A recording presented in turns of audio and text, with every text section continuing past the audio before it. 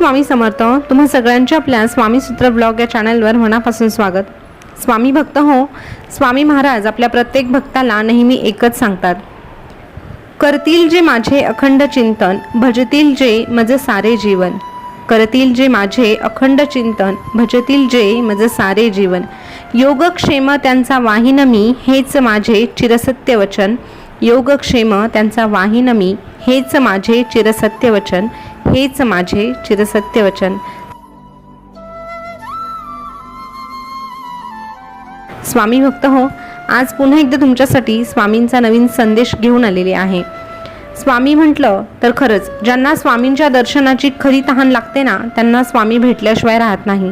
फक्त आपला स्वामी जप अखंड असायला हवा, ओढ ही शाश्वत असायला हवी, विलक्षण श्रद्धा हवी.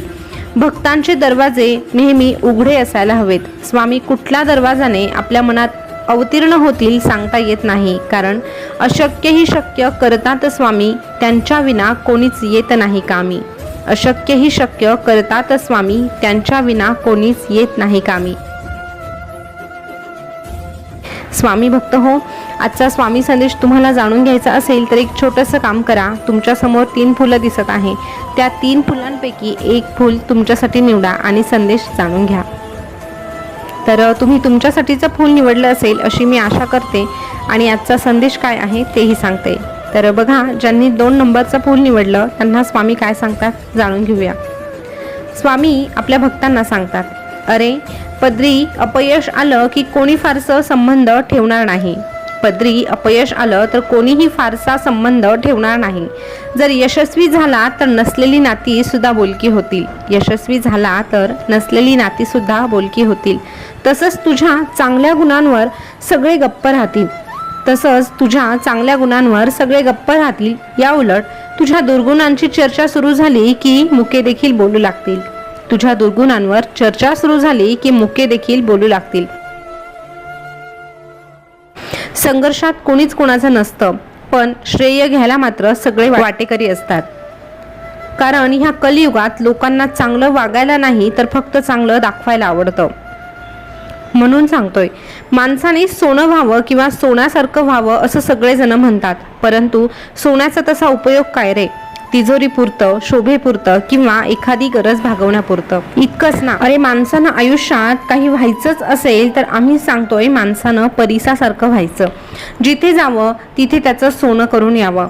अरे झाडाने कितीही फुले गमावली तरीही यावर झाड हे कधीच अस्वस्थ होत नाही.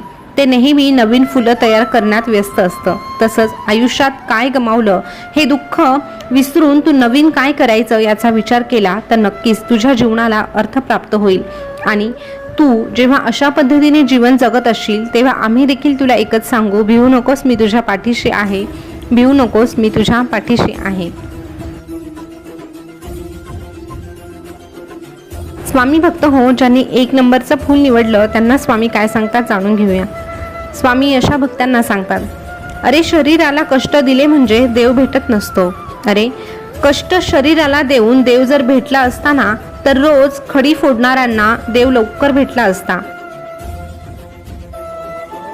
देवाचं सगळं लक्ष हे तुझ्या शरीरापेक्षा तुझ्या मनाकडे जास्त असतं आणि याचाच तुला विसर पडतो. म्हणून जीव जाळून उपवास तापास करण्यापेक्षा एखाद्या भुकेल्या मुक्या जनावराला, भुकेल्या मनुष्याला 2 घास खायला दे, तुझा भगवंत प्रसन्न होईल. अरे जो दुसऱ्यांच्या हिताचा आणि दुसऱ्यांच्या चांगल्याचा विचार करतो, पवित्र आणि स्वच्छ मन ठेवतो, अशा व्यक्तीवर परमेश्वर नेहमीच प्रसन्न होतो. त्याचा विचार साक्षात परमेश्वर करत असतो. परमेश्वराचा सहवास लाभला तर बैल नंदी होतो, सामान्य मनुष्य पुजारी होतो. फुलांचा कचरा नाही तर निर्माल्य होतं आणि राखेचं भस्म होतं.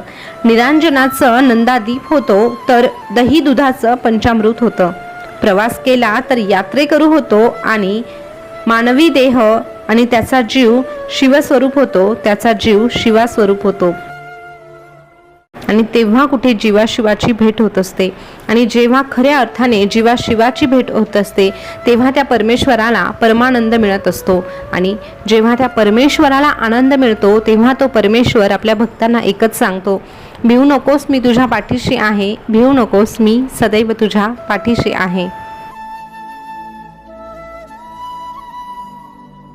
स्वामी भक्त हो, आता ज्यांनी पुढचं फूल म्हणजेच 3 नंबरचं फूल निवडलं आहे त्यांना स्वामी काय सांगतात जाणून घेऊया. स्वामी अशा भक्तांना सांगतात, अरे इथे कोणाचंच आयुष्य कधीच सोपं नसतं आणि सुंदरही नसतं. तुला जरी वाटत असलं ना की दुसऱ्यांचं आयुष्य खूप चांगलं आहे, पण प्रत्यक्षात तसं मात्र काहीही नाही. अरे बऱ्याचदा काही जणांना मुळातच ती कला अवगत असते आपलं दुःख लपवण्याची, आपल्या अडचणी कुणासमोरही न मांडण्याची. म्हणून काय त्या व्यक्तीच्या आयुष्यात दुःखच नाही असं होत नाही रे. ह्या जगाच्या पाठीवर असा एकही मनुष्य तुला सापडणार नाही की त्याला दुःख नाही, त्याला त्रास नाही. कारण प्रत्येकाच्या वाट्याला सुख आलेलं आहे तसं दुःखही आलेलं आहे.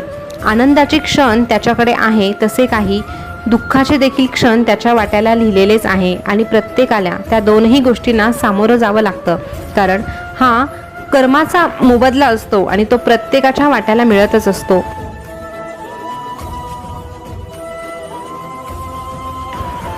दुसऱ्यांकडे बघून जगण्यापेक्षा किंवा दुसऱ्यांचा सतत हेवा करण्यापेक्षा स्वतःच्या आयुष्याकडे बघ. तुझ्या आयुष्याने देखील तुला खूप काही दिलेलं आहे, पण तुझ्याकडे जे नाही ते बघण्यातच तू व्यस्त आहे. आणि म्हणून तुझ्याकडचा आनंद, तुझ्याकडचं सुख आणि तुझ्याकडच्या चांगल्या गोष्टी तुला कधी दिसतच नाही आणि म्हणूनच तू कायम दुःखात असतो.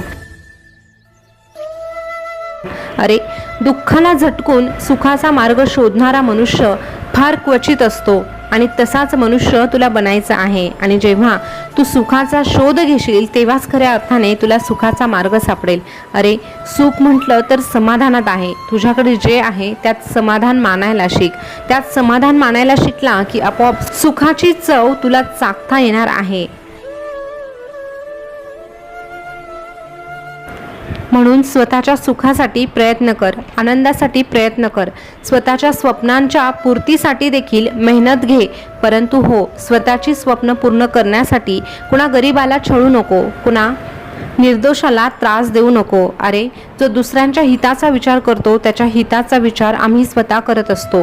म्हणून तू तुझ्या भविष्याची काळजी फार करू नको. तुझ्या भविष्याची काळजी करायला आम्ही समर्थ आहोत.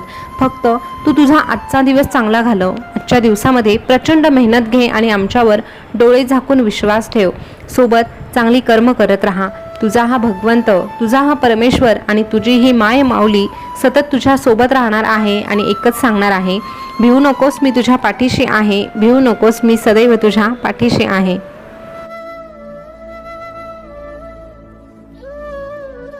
स्वामी भक्त हो, आजचा स्वामी संदेश तुम्ही ऐकला असेल तर आजच्या स्वामी संदेशमध्ये आपल्याला एकच गोष्ट शिकायला मिळाली. खरं तर आपण बऱ्याचदा आपल्याच नशिबाला दोष देत असतो की माझंच नशीब असं फाटकं का. परंतु बघायला गेलं तर ह्या जगाच्या पाठीवर कोणीही सुखात नाही किंवा कोणीही दुःखात नाही. प्रत्येकाच्या वाट्याला त्याच्या त्याच्या कर्मांनुसार सुख आणि दुःख या दोनही गोष्टी मिळालेल्या आहे.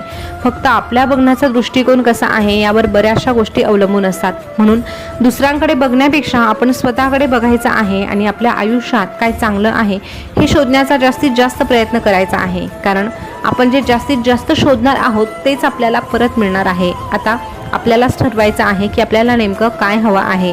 तर स्वामी भक्त हो, आजचा स्वामी संदेश तुम्हाला कसा वाटला कमेंटमध्ये नक्की सांगा. असेच नवनवीन स्वामी संदेश ऐकण्यासाठी आपल्या स्वामीसूत्र ब्लॉग या चॅनलला सबस्क्राईब करा.